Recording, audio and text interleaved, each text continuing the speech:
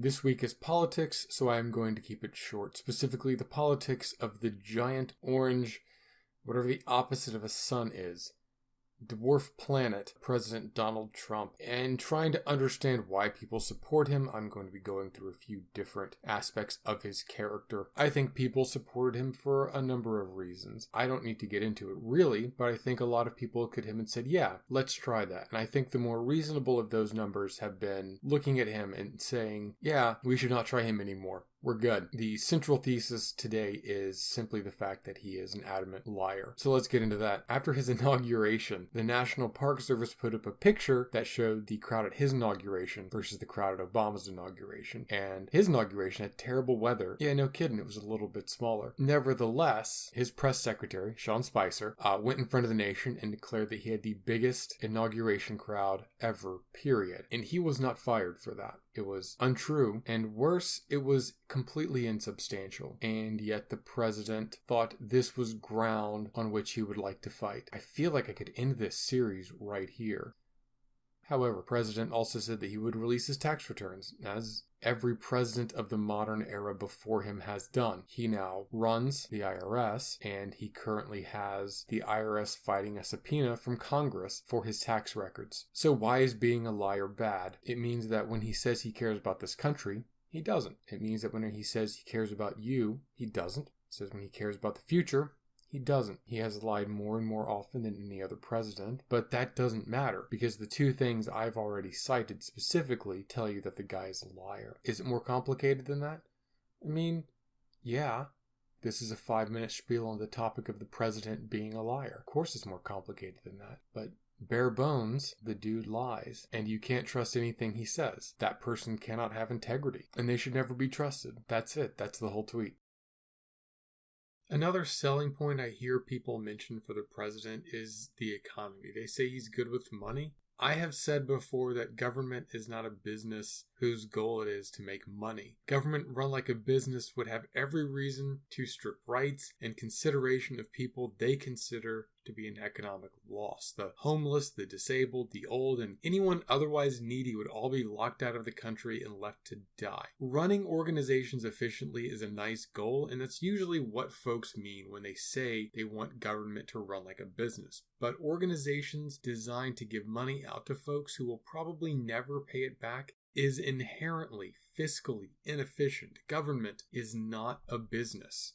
But let's look at the president fiscally. He was born wealthy and he is still wealthy. How wealthy, we don't know, actually. The Trump organization itself averages a few $100 million in net revenue every year, which is it's all right. But let's talk general theory. The basic theory of using money to make money is investment. You invest in a specific business. You loan money to someone who will use it to make more money and give you some of that money back. You broadly invest in the market. You buy lottery tickets. You pay money and you receive a promise of repayment in the future with a chance of default as a basic model. So let's make up two people, Don and John. They're investing. Don has a big lump of money, $50,000. John has $5,000.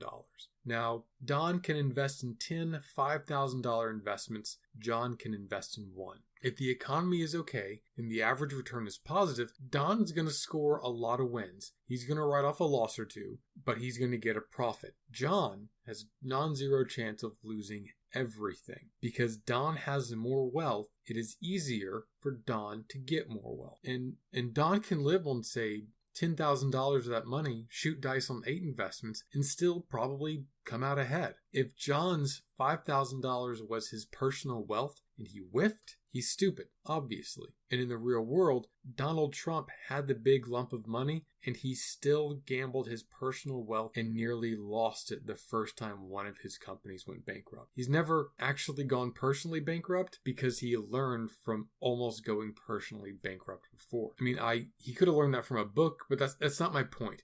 The president handles trade deals based on exchanged goods, based on regulations of new technologies, based on exchanges of commercial information, based on international law and regulations, based on worker training and retention and demographics. What is this specific president's business background? Investment in branding. He didn't make steaks. He didn't make a school. He didn't make vodka. The Trump Organization makes money licensing the Trump name, literally selling the image of Trump. And astute listeners will no doubt have already readied their jokes about how he's actually the perfect president to oversee the confidence game that is the stock market working itself into its next bubble, one that will no doubt tank the savings of the many Johns of the United States. Often, though, his history has been one of loss mitigation. He and his organizations have been involved in approximately 3,500 legal cases, far more than businessmen of comparable stature. Of those, about 3,000 ended in settlement. 100 or so of those cases are about taxes. We believe he pays almost nothing in taxes because when confronted on it, he characterized himself not paying taxes as smart. Not paying taxes isn't the kind of trait that might make a businessman highly regarded.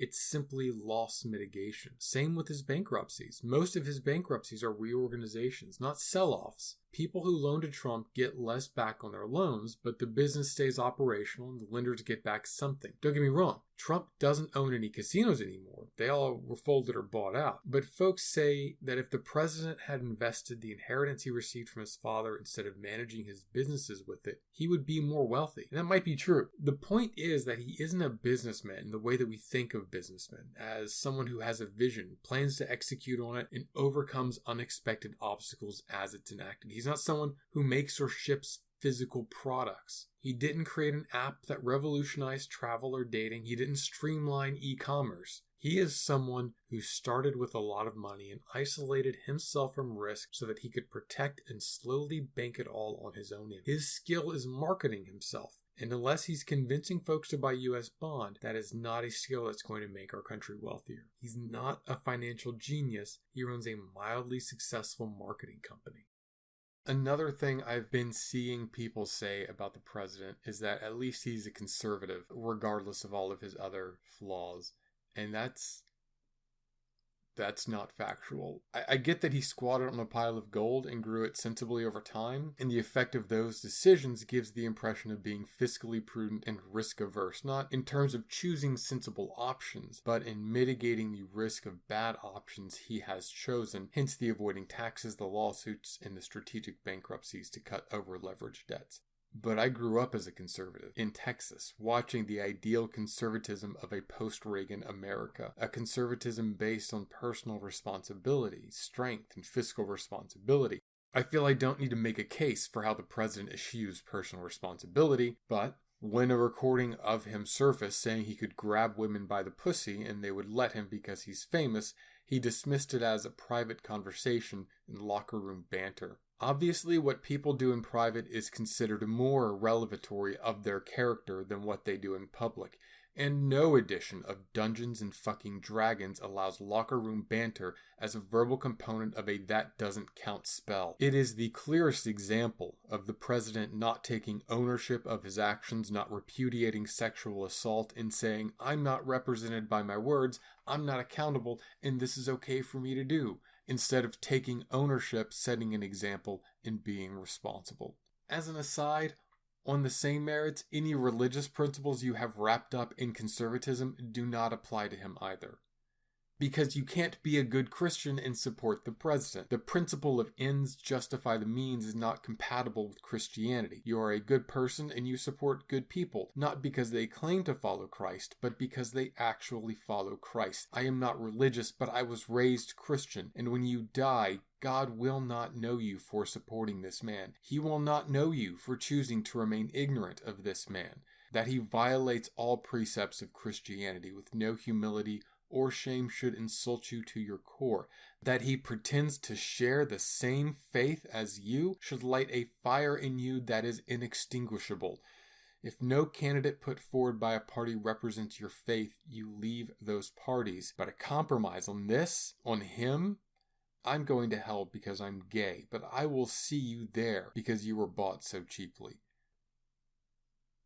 Strength feels like a hell of a swerve after that, but conservatism is based on strength, being strong and appearing strong. Every war you do not fight, you have won. You do that by being constant, by being resolute. Uncertainty is weakness. Conservatism is spending a lot on defense, and the United States clearly has that on lock, but it is being resolute in that power. when people fucks with us, we fucks back. The conservative element of that is ensuring that if some assholes in your country are planning to strike the US, you say, wow, that's going to come back on me, and you stop them. The US invasion of Saudi Arabia after 9/11? Really? Afghanistan? I guess that kind of follows.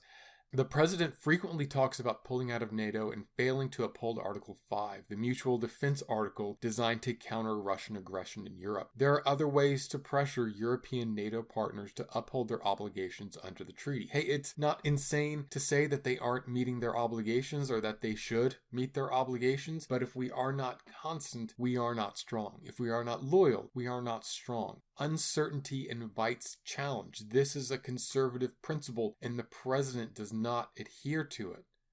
Fiscal responsibility. The national deficit is at a record right now. That's not the debt. The debt is at a record, yes. But the deficit, how much each year we go deeper in the red, is at a record high. It jumped 26% last year. It's up 50% since Trump took office. He said he would eliminate the national debt in 8 years. This is the first time we have had deficits during economic growth. Now, this is in no small part because Republicans, including the president, are not pushing it as an agenda, and because the 2017 tax cuts, which cut revenue. These conservative principles are not held by the president, or, as a separate issue, the Republican Party. Supporting him because of his conservative label is a tautological identity as someone who holds the sole principle of supporting the president, but no others. Maybe you think that will save the republic, though. The last reason I can think of, conservative principles aside, business experience aside, integrity aside, is what I call the Alexander factor for supporting the president. Alexander was the leader of Macedon in the classical era, towards the end of Greece, before Rome was a big deal. His thing is that he conquered the known world. Top tier general and leader, very religious dude, rated Jared Leto levels of tail, all around a fucking legend. The story goes that Alexander's conquering and he comes upon the city of Gordium in Phrygia. In Gordium, there's this twisted knot of rope, a Gordian knot, if you will. And of course you will, because that's what it's called. The prophecy was that anyone who could loose the knot would be king of all Asia. Alexander, being a fairly smart dude and knowing the value of good PR and wanting to conquer Asia, takes a swing at it. And he fails. And then he's like, fuck it. Pulls out his sword and with a more literal swing, cuts the knot, loosing the segments of rope, and then calls the prophecy fulfilled. And no one is saying anything because he's rich and he has an army and he's hot enough that everyone's preoccupied with his Macedonian spear. The moral of the story is to think about solutions by throwing out preconceived or implied limitations. Not to shrink your sarissa, but this brings us back to Donald Trump. I see a lot of his support comes from the belief that his disregard for norms is a form of Gordian knot type problem solving. In this model, the knot would be locked international agreements, polarized political deadlock, special interests, and the necessity of evil, greedy, parasitic, amoral corporations in America. These things shackle our ability to solve problems like a shrinking middle class, international terrorism, and illegal immigration. Certainly, Donald Trump has the appearance of a person not preoccupied with norms and therefore willing to take direct action to improve the standing of America and, presumably, its citizens. However, he's well practiced in benefiting from the status quo. He doesn't want to change the status quo that made him moderately wealthy and somewhat comfortable. The tax code that he abuses to pay almost no tax wasn't fixed when he passed a tax bill in 2017. He hasn't stopped the practice of wealthy people buying politicians, which he admitted to engaging in as a wealthy person. See, most of the things in that knot are policies. Policies which build our credibility, understand consequences, and consider the future effects of our actions. They're not always good policies, but they exist and they serve a purpose and literally created the status quo, and you can't remove them without consequences that chip at that status quo. So how can Donald Trump both love the status quo and hate the restrictions which maintain it? I'm not here to say someone that I don't like is politically stupid, and therefore we need not reconcile the contradictions when I model their behavior. I expect you as a listener to want more than that, and I'd like for you to expect more of me than that. For a man who does not operate on principles, who does not believe in personal responsibility, who thinks he is not responsible for the bad things that happen because of his actions. Others are to blame for reacting poorly, for not making his plans work, for being angry that he is hurting them. For a guy who will financially isolate himself so he can take as many risks as he feels like, who is fiscally irresponsible with other people's money, the long-term consequences of his actions do not seem to be something he believes in. They are something occasionally imposed on him by a cruel government, and now that he feels he is the government, he believes that they shouldn't apply. The Gordian knot is, mostly, caused by responsibility and concern about the consequences of our actions. Trump isn't someone who has found a clever solution. He has just sold some Americans on the idea that we can shirk responsibility, that the future is made up, that as long as we act with unshakable confidence, without a moment's thought for the future, that things will work out. Currently, the U.S. is the most powerful nation in the world. We understand that the good we can do is real, that the power we project is irresistible, but we must also understand that it is unreasonable and evil to deny the ill which can come as a side effect from doing that good and from the exercise of that power.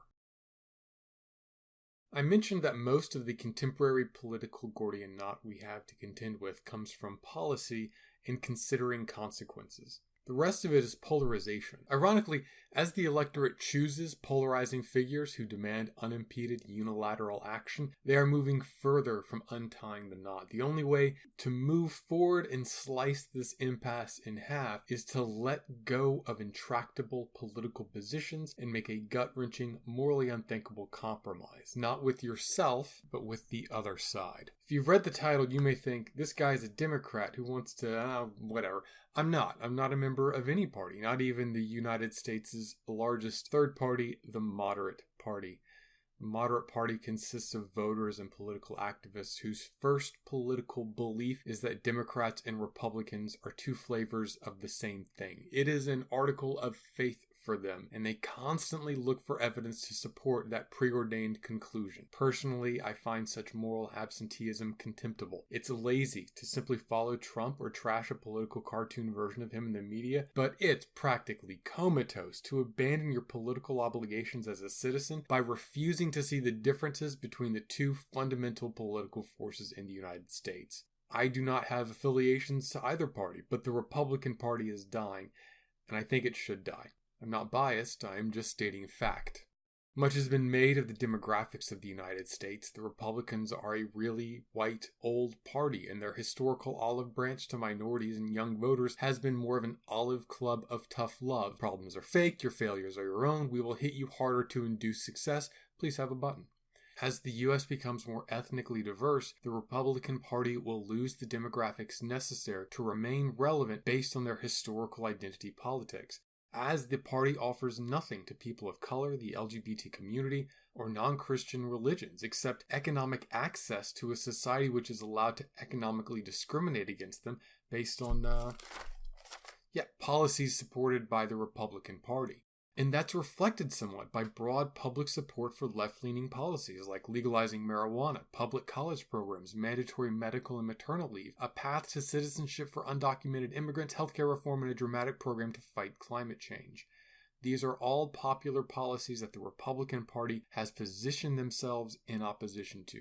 Political coalition building is based on appealing to different demographics in the electorate. Trump's weak point was religious conservatives, for obvious reasons, so he chose Mike Pence as his vice president. American politics being binary, parties either lean to the middle and court middle ground voters at the cost of their more hardcore ideologues, or they lean to the extremes and work the smaller, more motivated demos. The Republican Party for the past few years has been leaning to extremes. Following failed moderate runs for president in 2008 and 2012, their tactics have been a refusal to compromise and political dirty tricks. Mitch McConnell declaring his priority to make President Obama a one-term president.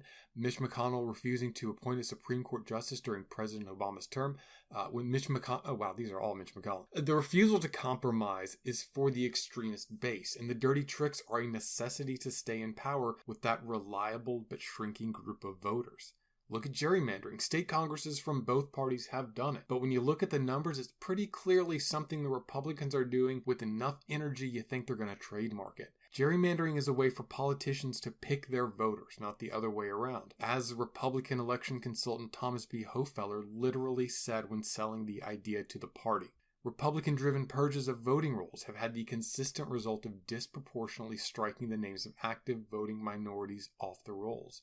These things are done ostensibly for election security, but they refuse to pass election security bills or to ensure that online platforms where voters get information operate under the same restrictions to be truthful as other media outlets. That's especially curious when foreign actors disproportionately use those platforms to benefit Republican candidates. When Republican Brian Kemp was running for governor of Georgia, he used his position as Secretary of State to announce a bogus investigation into Democrats hacking the election system 2 days before the election. It was based on nothing, but he won. All of these are hallmarks of a political party which has battened down the hatches, leaned into its extremist core, and refuses to adapt and earn the votes of the American public on the issues. There is a place for conservative thought in the US, but we have no place for this party. No one should, especially not true conservatives.